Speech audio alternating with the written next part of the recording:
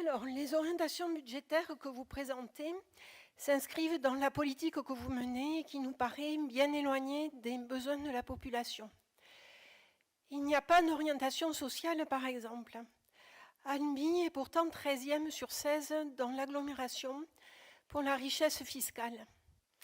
Albi a 3 quartiers prioritaires politiques de la ville, dont le 7e quartier le plus pauvre de France. Cette réalité sociale devrait nous obliger, par une politique sociale forte et affichée, par exemple avec le fléchage des financements spécifiques que nous percevons pour ces habitants et ces quartiers en difficulté, et avec une augmentation du budget du CCAS. Concernant l'orientation de transition écologique et énergétique, nous ne voyons pas de planification. Par exemple, à quelle date prévoyez-vous de terminer les rénovations énergétiques et les végétalisations des écoles de la ville? Pour les associations dont le budget est maintenu, avec l'inflation, ce sera en pratique une diminution de leurs possibilités d'action.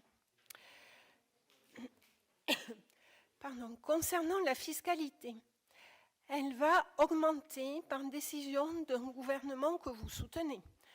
Augmentation des bases du foncier entre 4 et 5 %, vous l'avez dit, après celle de plus de 7 % l'année dernière. Avec la suppression de la taxe d'habitation, les communes n'ont pratiquement plus la main sur leur fiscalité et nous le dénonçons. Il ne leur reste plus que la diminution du taux d'imposition du foncier. C'est un choix politique pour que les Albigeois ne paient pas davantage d'impôts. Est-ce le choix que vous ferez? Concernant la disparition de la taxe d'habitation comme la CVAE, la taxe payée par les entreprises, elles sont jusque-là compensées par l'État qui pioche dans la TVA. Or, la TVA se trouve de plus en plus fragilisée par la situation des entreprises, notamment les très petites, et par la baisse de la consommation en lien avec l'inflation. Tout comme le gouvernement, vous faites le pari d'un retour à la normale, comme si la situation était conjoncturelle. Nous pensons au contraire qu'elle est structurelle. Nous nous interrogeons donc sur la prudence de vos prévisions fiscales. Quant à vos engagements en faveur, je cite, d'investissements les moins générateurs de frais de fonctionnement et, je cite, de l'impact des projets sur le fonctionnement à minimiser et à maîtriser, la réalité de vos choix est bien différente. Par exemple, pour l'espace La Pérouse, au budget annoncé de 15 millions d'euros d'investissement, mais sans une information sur le budget de fonctionnement. Ou pour les bassins nordiques à 20 millions d'investissements et 1 million d'euros de déficit annuel de fonctionnement. Alors, je sais que c'est l'agglomération, c'est juste que les Albigeois paieront aussi.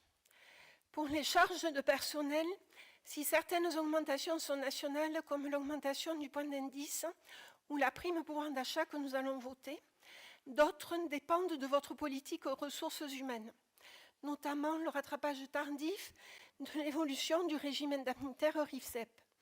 Les conditions de mutualisation des services de la ville et de l'agglomération menées au pas de charge sont aussi de votre responsabilité.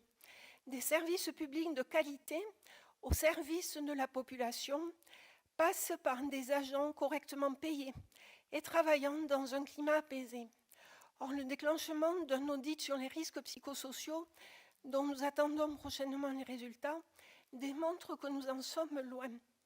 De même que le récent préavis de grève générale des services de la ville et de l'agglomération, qui a été certes levé. En conclusion, là où nous pourrions attendre un reparamétrage de votre programme, avec les nouveaux éléments de contexte sociaux, environnementaux, financiers, sanitaires et énergétiques, il n'en est rien. Vous poursuivez sur la logique de tout pour le prestige de la ville. C'est une vision politique d'un autre temps, marquée par l'absence d'agilité pour coller à la situation sociale et économique des habitants, des entreprises et de la ville, déjà fortement impactés par le changement climatique. Cet objectif premier que j'ai cité tout à l'heure et qui est la prise en compte des besoins des Albigeois, et le budget doit en 2024, comme il l'a fait en 2023 et en 2022, préserver au mieux, améliorer, garantir la capacité, garantir les prestations, le niveau de prestations au profit des Albigeois en tout domaine, et cela inclut, bien sûr, pour ce qui est de sa compétence, le volet social, bien évidemment. Rendez-vous dans un mois, et où nous confirmerons assurément, je n'en ai pas de doute, je me tourne vers ma collègue Odile Lacaze, nous confirmerons assurément le plus qui a été entériné en 2023 dans le budget de la ville pour le CCAS. Il y a eu une augmentation qui porte à 2 millions d'euros le montant financier en 2023 dévolu à l'action du CCAS, et il vous sera proposé assurément, ou en tout cas vous aurez vocation à demander que cet effort soit maintenu. Rendez-vous dans un mois, mais ce chiffre de 2 millions d'euros, oui, on peut considérer, enfin on voit mal comment il baisserait. Bien, la commune n'a pas à pallier ce qu'il a appelé des carences venant de l'État en particulier. Je rappelle que le département est l'instance qui, dans ses priorités, doit prendre en compte la situation sociale. La commune n'est pas en première ligne dans l'architecture des compétences et des responsabilités. La commune n'est pas en première ligne. Et or, elle donne 2 millions d'euros, elle alloue 2 millions d'euros en 2023 pour l'action sociale. Et il n'y a pas que le CCAS qui fait de l'action sociale, mais il y a déjà cet effort à cette hauteur. Je me tourne vers Madame Bentaïba. Est-ce que la cuisine centrale, dans ses tarifications, ne fait pas de l'action sociale? Bon, moi je vous propose sur ces sujets-là, à partir des chiffres de 2024, dans un mois, de reprendre. Je ne doute pas que vous aurez des questions là, mais ne disons pas aujourd'hui, autour de ce débat budgétaire, que nous oublions le volet social. Il est affiché en premier objectif, madame. Je me permets de vous renvoyer à la présentation qui vous a été faite.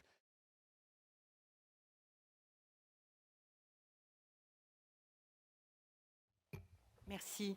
Oui, je voulais juste poser une question. Lors de la commission, le responsable de l'APF et moi-même avons évoqué la possibilité d'élargir dans les rues piétonnes et pavées, d'élargir les dalles centrales, ce qui faciliterait le déplacement des fauteuils roulants et des poussettes, notamment.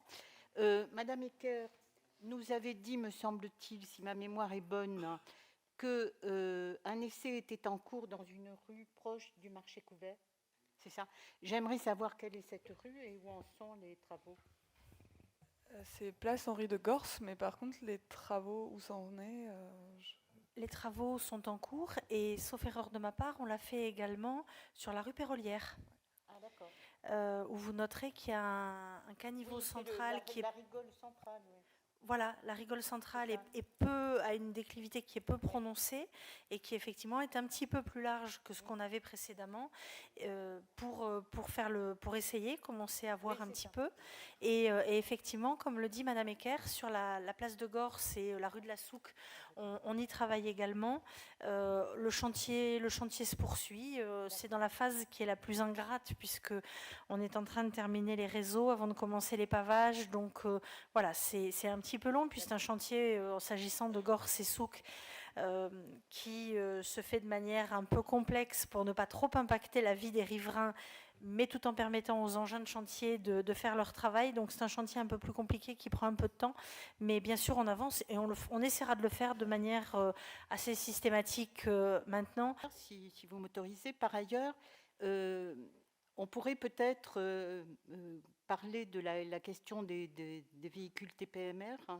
La question qui se pose pour les personnes en situation de handicap lourd, c'est que le soir et le week-end, voilà, ils sont coincés.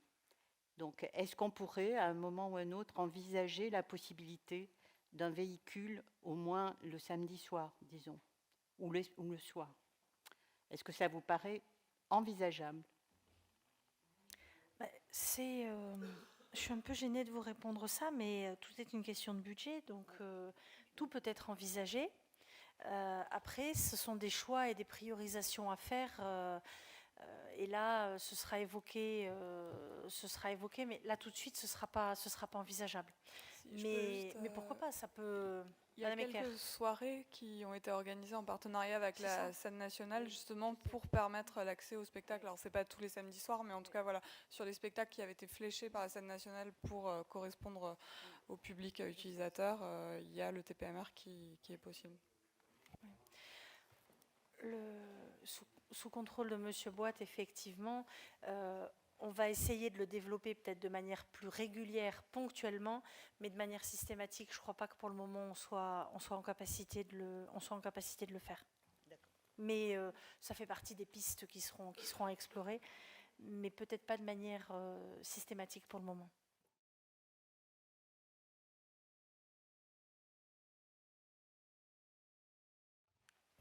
Nous sommes bien sûr favorables à l'attribution de cette prime.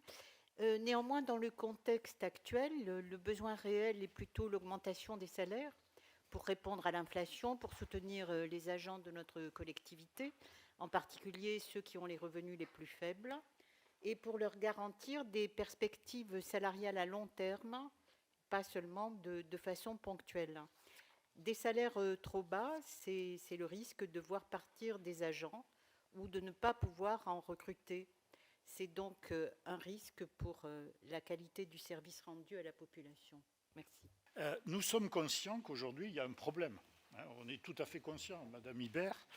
Et ce problème, il dépasse largement notre collectivité. Et il y a une réponse en termes de rémunération, mais aussi de qualité de vie, etc. C'est pour ça qu'on a lancé un audit, etc. Ce qui est important, c'est que nous ayons auprès de nos agents une politique de ressources humaines renforcée, puisqu'aujourd'hui les difficultés du monde du travail, l'appauvrissement de la fonction publique territoriale, je rappelle qu'il y a 7 échelons de la catégorie C en dessous du SMIC, qu'il y a aujourd'hui de grosses difficultés liées à l'inflation, etc. Donc il faut qu'on donne une lisibilité. Notre marge de manœuvre, aujourd'hui, en dehors des primes, dont vous savez qu'elles sont one shot, là, ou 2 fois shot, là, je ne sais pas comment on dit, ces primes-là ne résoudront pas le problème. La seule solution que nous avons aujourd'hui, c'est le régime indemnitaire. Le régime indemnitaire, c'est un dossier extrêmement compliqué. Extrêmement compliqué parce que ça s'appelle le RIFSET, il comprend 2 parties. La première partie, nous l'avons mis en œuvre, mais les bouleversements de catégories, par exemple, les EJE, là, je ne sais plus ce que ça veut dire, les éducateurs de jeunes enfants, sont passés en catégorie A et ça a tout bouleversé, ce qui fait que des agents touchaient plus de primes que avaient une indemnité supérieure à leurs encadrants, donc il faut le revoir. Il y a aussi une obligation de la part du gouvernement de mettre en place le CIA, le complément indice, le truc au mérite, hein, où il n'y a pas de consensus social. Donc nous avons pris la décision avec la nouvelle DRH de lancer un travail avec les partenaires sociaux dont on s'est donné une limite dans le temps qui est juin 2024 pour remettre en place le régime indemnitaire. Et donc de revoir avec les partenaires sociaux comment redonner un petit peu de pouvoir d'achat aux agents. Alors moi je veux bien qu'on en donne une deuxième prime, mais sachez que quand même cette prime-là aujourd'hui c'est 450 000 € brut chargé. Donc on ne va pas pouvoir s'amuser parce que l'adjoint aux finances ne sera pas d'accord. Donc je pense qu'aujourd'hui nous sommes en train de renforcer une politique des ressources humaines qui passe évidemment par la rémunération, mais pas que. Et j'espère que malgré nos faibles moyens, on pourra faire évoluer. Et en tout cas, c'est le message que j'envoie à tous nos agents, qui sont quand même méritants, et on l'a vu, c'est qu'on est en train d'étudier sérieusement les solutions pour avoir un régime équitable, parce que c'est très compliqué de faire quelque chose d'équitable vu les évolutions de la législation.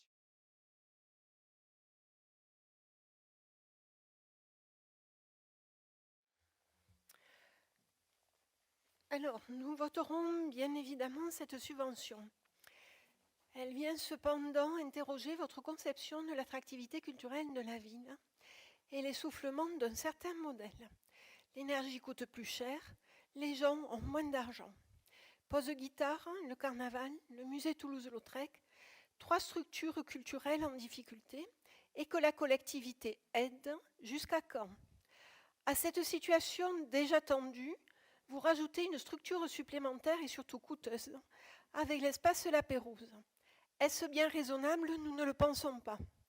Parce que nos conditions générales de vie changent rapidement, nous avons besoin collectivement de revoir les priorités, les essentiels pour et surtout avec les Albigeois. La culture n'y échappe pas. Nous ne la voyons pas moins ambitieuse, au contraire, mais plus en phase avec les temps.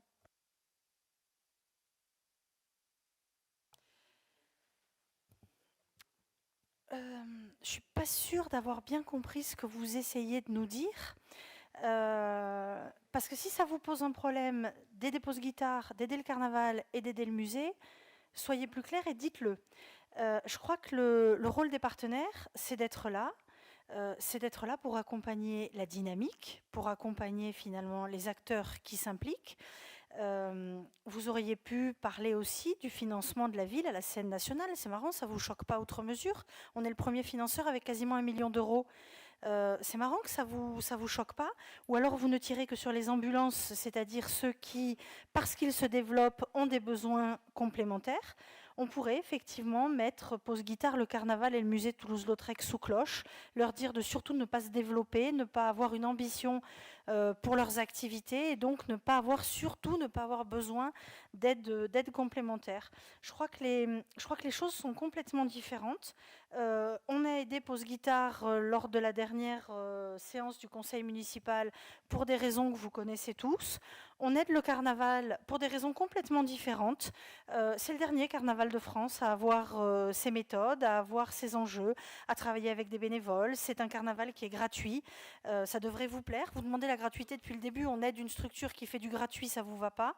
Le carnaval, c'est complètement différent. C'est pas comme le Pause Guitare et c'est pas comme le musée Toulouse-Lautrec. Le musée Toulouse-Lautrec, moi je crois qu'au contraire, on peut être drôlement fier de la manière dont ça fonctionne pour le musée Toulouse-Lautrec. Parce que si la ville, à la fin de l'année, paie 300 000 € pour un équipement culturel de la dimension du musée Toulouse-Lautrec, avec 125 000 visiteurs par an, avec des expositions, et bien évidemment, j'imagine que vous avez été à la nouvelle exposition qui est actuellement en cours.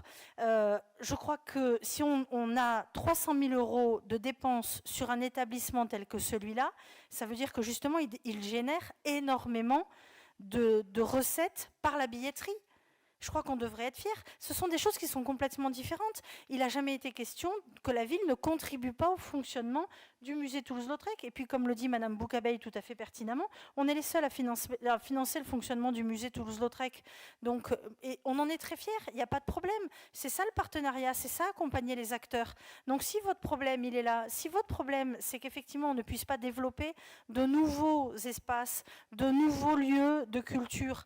Mais moi, je suis désolée, mais tout à l'heure, M. Boud, il m'a demandé de me rallier à la gauche, mais moi, vous ne représentez pas la gauche qui m'intéresse si vous êtes contre la culture et contre le fait de refuser de développer des lieux de culture. Est-ce que, s'agissant de cette délibération, il y a des votes contre? Monsieur Cabrolier, vous avez la parole. De reprendre la parole. Madame Ferrand-Lefranc, il n'y a pas que vous autour de la table, il y a Madame Ferrand-Lefranc. Donc, a priori, mes propos étaient quand même suffisamment clairs pour que certains autour de cette table comprennent ce que je voulais dire. Mais je vous dis, vous avez vraiment des fronts communs ensemble qui continuent à m'étonner. Ça, Mamie Groschomeil, c'est très facile. Je réinsiste encore une fois, non, c'est vraiment excessivement facile. Je réinsiste encore une fois, nous interrogeons. Et moi, ce qui m'interroge de plus en plus, c'est qu'on ne peut plus interroger en conseil municipal. C'est-à-dire que d'emblée, on est cassé, d'emblée, on est caricaturé, Et d'emblée, on est mis dans des cases. Donc, ce que nous soulevons comme problème, c'est qu'alors que nous sommes en situation budgétaire tendue, et je suis très calme, ne vous inquiétez pas, quand nous sommes en situation budgétaire tendue, il serait quand même intéressant de pouvoir en débattre, d'autant plus que vous nous proposez un nouveau projet à 15 millions d'euros d'investissement, et je rappelle que quand vous nous l'avez fait voter, il n'y avait pas une ligne de budget de fonctionnement. Or, c'est comme pour une voiture, c'est comme si on achetait une voiture, sans savoir quelle est la consommation d'essence, sans savoir quel est le prix des pneus, celui de l'assurance ou celui de la vidange. Donc, si je prends cet exemple, c'est pour que tout le monde, effectivement, puisse comprendre, puisqu'apparemment mes propos ne sont pas assez clairs, puisse comprendre à quel niveau je situe les questions. Merci. Merci beaucoup. Monsieur Cabrolier, effectivement, il n'y a pas de réponse à la question que vous posez. Je crois que ça s'appelle la prise de responsabilité et les choix politiques. Notre équipe a fait le choix de soutenir son tissu associatif, de soutenir son tissu culturel et sportif, de soutenir aussi l'engagement bénévole, parce que quand vous parlez de pause guitare les uns et les autres ou du carnaval, je me permets de vous rappeler que sans bénévoles, il n'y aurait ni pause guitare ni carnaval. Donc je crois qu'effectivement, il n'y a pas de règle. Chacun fait ce qu'il veut. On sait qu'il y a plein de collectivités sur lesquelles ils ont réduit de 5, 10, 15% les subventions de manière générale. Il y a des collectivités qui, comme nous, maintenons notre implication, voire l'augmentons dès lors qu'on a des partenaires qu'on sait solides et qui ont besoin de nous sur une certaine période. C'est effectivement un choix, mais j'insiste, c'est un choix que nous assumons parfaitement.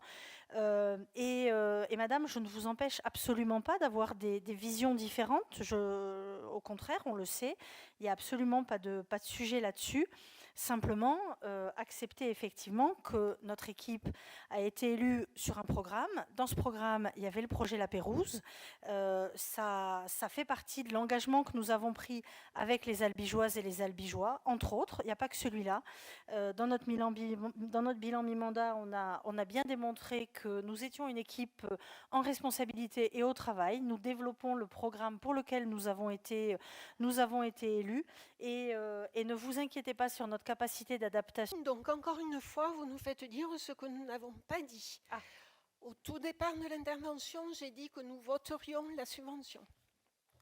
Ensuite, concernant le musée La Pérouse, je redis que ce n'est pas une question de terrain culturel, c'est une question de terrain budgétaire. Et ça, j'y reviendrai, nous y reviendrons systématiquement, parce que je pense que le budget et les finances de la ville intéressent tous les Albigeois. Merci. Merci beaucoup. Mais je me permets de continuer à dire que pour quelqu'un qui prône la gratuité, vous avez quand même un double discours.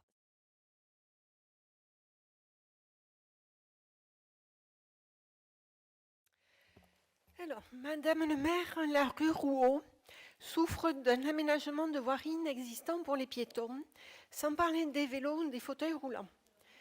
Cette rue est bordée d'un fossé à ciel ouvert de chaque côté, rendant difficile le cheminement. La visibilité n'est pas aisée de par le tracé de cette voie. Or, cette rue où habitent de nounous, des familles avec de jeunes enfants, des personnes à mobilité réduite, des personnes âgées, est utilisée par les voitures et les camions comme un raccourci entre la route de Toulouse et la route de Castres. Ils y roulent à vive allure malgré le radar pédagogique, notamment entre la rue Puech-Cambier et la fontaine de Verrières. Depuis janvier 2021, l'association de défense du cadre de vie des habitants du quartier de Verrières vous alerte et sollicite un aménagement de cette rue en vain. Dans ce contexte de dangerosité connue, vous avez accordé un permis de construire pour 45 villas sur un terrain constructible depuis 40 ans. Leurs habitants et visiteurs vont donc se rajouter au flux de déplacements existants, aggravant les risques de circulation dans cette rue. Dans le règlement du PLUI, je cite « Tous les terrains faisant l'objet de projets doivent être desservis par des voies publiques ou privées, dont l'aménagement, structure, dimensionnement, nature, raquettes de retournement, doit répondre à l'importance des usages qu'elles supportent ou à la destination des constructions envisagées. » Voici ma question. Pourquoi, Alors que les riverains vous alertaient sur la dangerosité de cette rue non aménagée avant même le projet de 45 villas, n'avez-vous pas sollicité une étude d'impact pour anticiper l'aménagement de la rue Rouault? Dans l'attente de votre réponse, je vous prie de croire, Madame le maire, à l'expression de mes respectueuses salutations. Merci. Il ne vous aura pas échappé que d'un point de vue réglementaire, le permis de construire relatif aux 45 villas ne nécessite pas d'étude d'impact. Cependant, et sans avoir attendu le dépôt du dit permis de construire, des études de circulation ont été effectuées sur cet axe et les données de trafic sont cohérentes avec la configuration de cette voie. Néanmoins, et en réponse aux attentes des habitants, des aménagements de sécurisation ont été réalisés. Il y a des coussins berlinois, des ralentisseurs du type Dodan et un radar pédagogique a été installé durant la période allant de début mai à début juin 2023.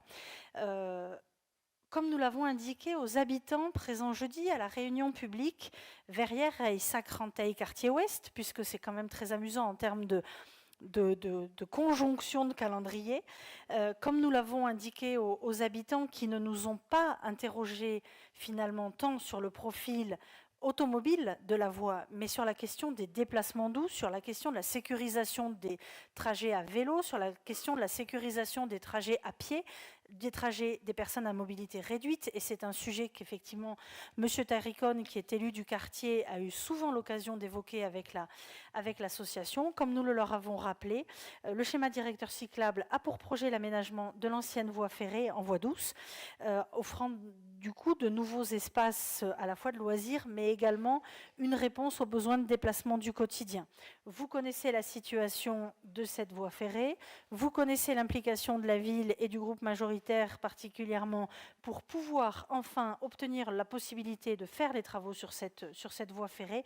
Et bien évidemment, comme nous l'avons indiqué aux habitants jeudi, mais vous étiez présente, donc vous le savez forcément, nous nous sommes engagés effectivement à revenir vers eux pour évoquer à la fois le sujet de la sécurisation des déplacements doux dans le temps, mais également à court terme, sachant que à court terme, il n'est pas question de faire des travaux qui seraient totalement anéantis par les différents chantiers en cours qui sont, je me permets de vous le rappeler, portés par des habitants du quartier, voire même par des habitants qui sont assez présents dans l'association de quartier. Donc, il n'y a absolument aucun souci. Vous étiez présente, madame.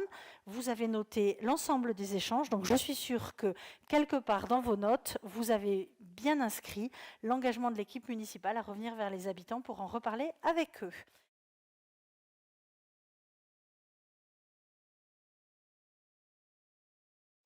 Dimanche 22 octobre, lors du week-end de mobilisation contre l'A69, à 11h30, au lieu dit La Crémade sur la commune de Saïs, plusieurs dizaines de participants écoutaient une conférence de scientifiques démontrant l'anachronisme et la nocivité de ce projet.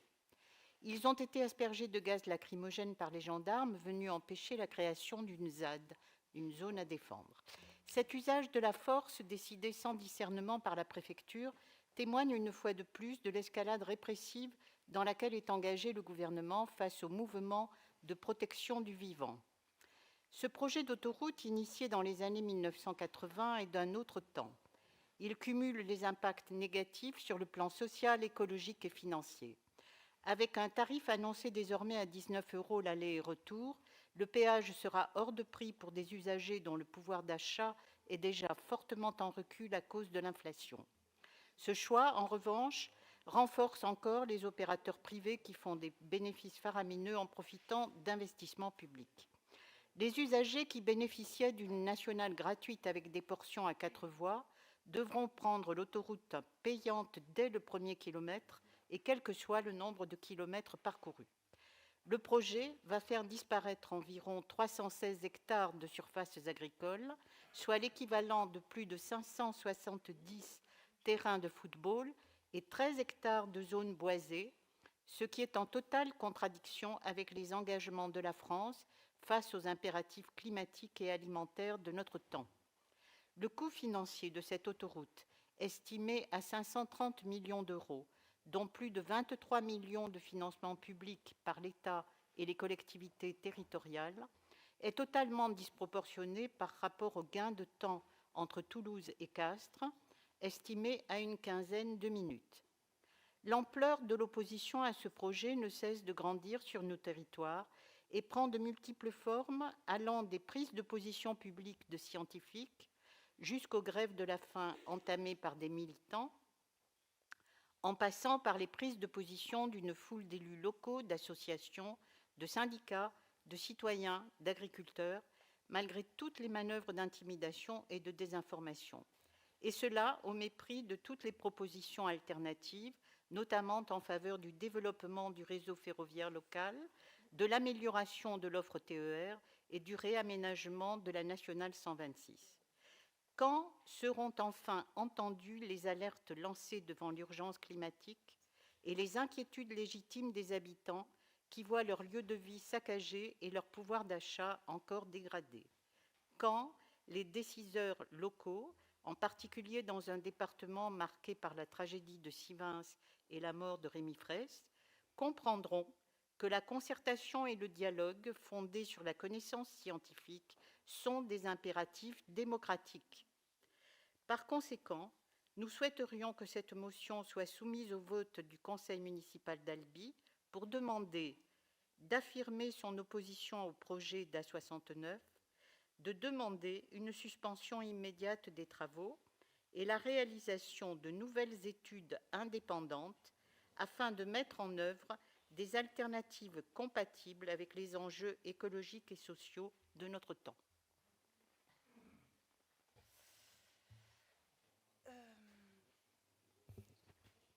Merci. Je m'interroge, qui serions-nous pour venir nous ingérer, pour empêcher le développement économique du sud du département? Vous parlez d'impératifs démocratiques, mais je note que vous allez à l'encontre des positions prises par l'État, par la région, par le département et à l'encontre de toutes les décisions de justice.